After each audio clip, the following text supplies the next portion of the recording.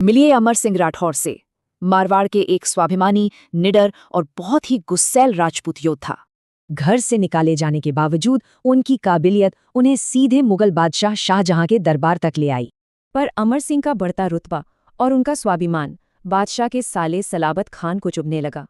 और फिर वो दिन आया जब अमर सिंह बिना किसी औपचारिक सम्मान के दरबार में दाखिल हुए और तनाव बढ़ गया। सलाबत खान ने मौका देखा और भरे दरबार में अमर सिंह को गंवार कहकर जलील कर दिया।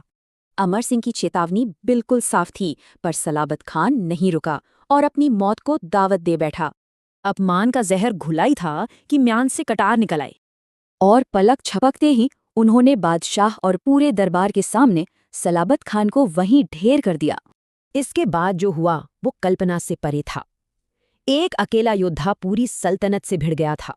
वो अपने मशहूर घोड़े बहादुर पर सवार हुए और आगरा किले की ऊंची दीवारों से छलांग लगा दी।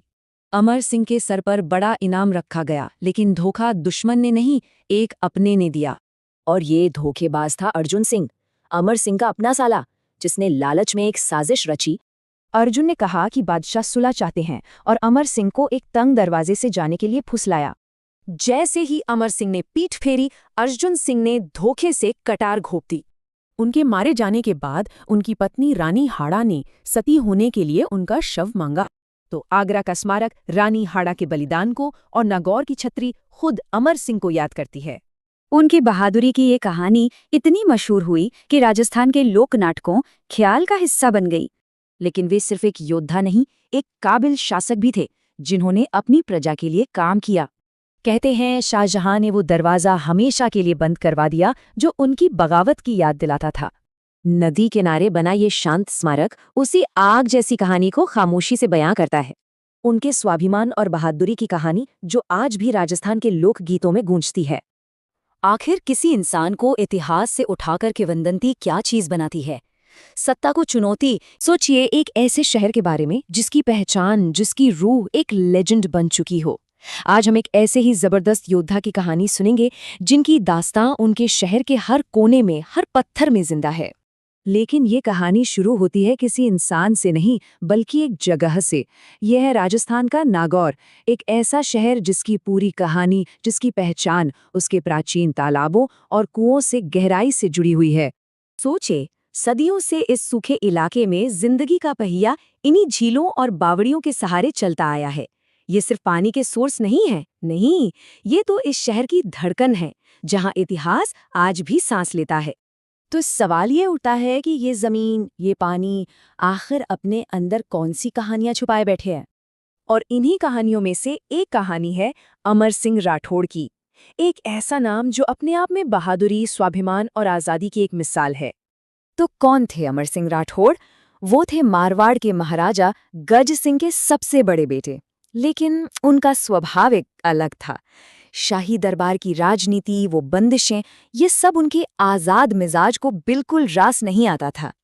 सीधी सी बात है, वो उसूलों के पक्के थे और किसी के आगे झुकना उन्होंने सीखा ही नहीं था, फिर चाहे सामने उनके अपने पिता ही क्यों न खड़े हों। और उनकी इसी तेवर, इसी अक्खड़पन और हाँ, दरबारी साजिशों के चलते उनके पिता ने उन्हें गद्दी से बेदखल कर दिया। उनकी जगह उनके छोटे बेटे को वारिस बना दिया गया। अब उस दौर में जैसा कि होता था, अमर सिंह भी अपनी किस्मत आजमाने के लिए मुगल दरबार जा पहुंचे और वहां बादशाह शाहजहां उनकी बहादुरी से इतने प्रभावित हुए कि उन्होंने अमर सिंह को नागौर की जागीर सौंप दी। पर नागौर का शासक बनने के बाद भी उनका वो आज़ाद स्वभाव थोड़ा भी नहीं बदला। एक मिसाल सुनिए, उन्होंने हाथियों पर लगने वाला शाही टैक्स, जिसे फिरचराई कहते थे, देने से साफ इनकार कर दिया। और बस इतना ही नहीं, जब बादशाह ने अपने एक दरबारी को बेइज्जत किया तो अमर सिंह ने ना सिर्फ उसे अपने पास शरण दी, बल्कि उसे नागौर में जमीन और ओहदा भी दे दिया। सीधी टक्कर। तो यहाँ बात सिर्फ दो ताकतों के टकराव की नहीं थी, ये दरअसल दो सोच, दो विचारधाराओं की लड़ाई थी। एक तरफ थे अमर सिंह, जिनके लिए उनका पर्सनल ऑनर, उनका स्वाभिमान सबसे ऊपर था, और दूसरी तरफ थी मुगल सल्तनत, जो चाहती थी कि हर कोई उनके सामने सर झुकाए। तो जब बात हद से आगे बढ़ गई, बादशाह की नाराजगी, दरबारियों की साजिशें, जब सब कुछ दांव पर लग गया, तब सल्तनत के दिल यानी आगरा के दरबार में अपने सम्मान के लिए अमर सिंह क्या करने वाले थे? उन्होंने वही किया जो एक राठौड़ योद्धा को करना चाहिए था। उनकी तलवार म्यान से बाहर आ गई।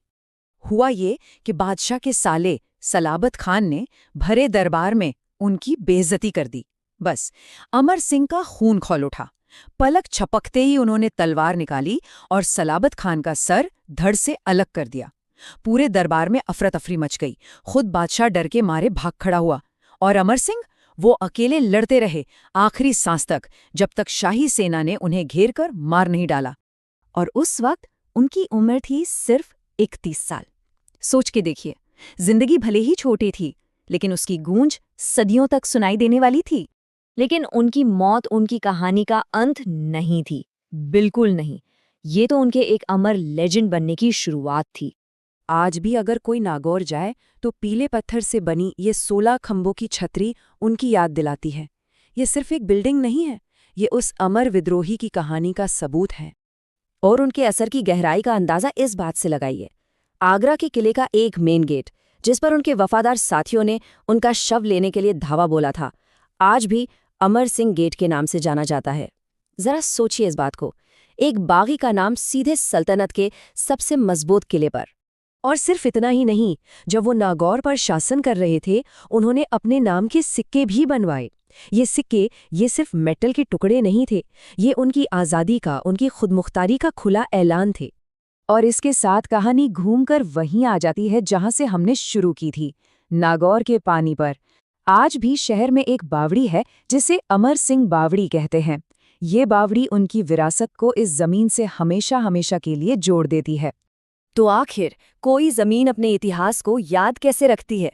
शायद उन लोगों की कहानियों को अपने अंदर संजोकर, जिन्होंने कभी झुकने से इनकार कर दिया, जिन्होंने पानी और पत्थर को एक जिंदा सांस लेते हुए इतिहास में बदल दिया।